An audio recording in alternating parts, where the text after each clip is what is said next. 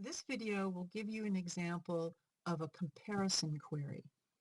A comparison query compares values.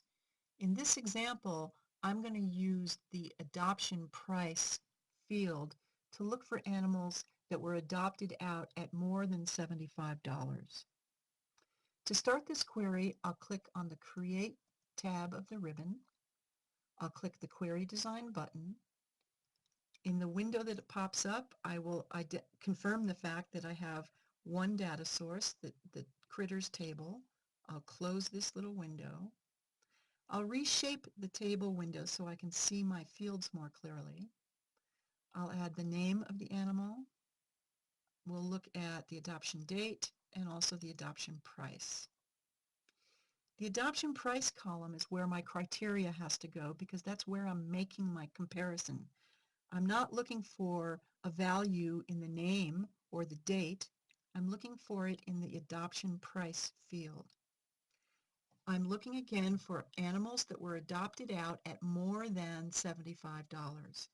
So I'm going to type a greater than symbol from my keyboard and type the number 75. Very simple.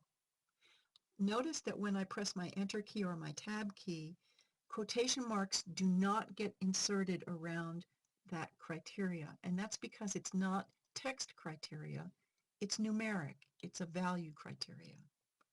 Let's run this query to see what the results look like. I'll come over here and click on the Run button on my ribbon, and there I see a very neat and tidy list of all the animals that were adopted out, the dates they were adopted out, and the amounts being over $75. So I had success. You should always test your queries before you submit them to me. Run them. Are they getting proper results? If not, you might need to go back to your design view and take a look at your criteria to see what you may have done wrong. Maybe you had a typo. Maybe you typed a less than instead of a greater than, something like that. But this query is very successful, so I'm going to save it. I'll click the Save button on my Quick Access toolbar. I'll use this little window to give the query a name, and I'll say adoption price more than $75. I'll click OK, and there it is. There's my new query right there.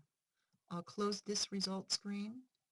And notice that all I have to do now is double-click that query name, and I get my immediate results.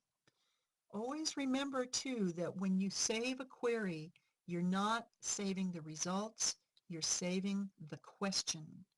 So that means that down the road, when there's more adoptions and the data changes, you will see new results every time you run the query.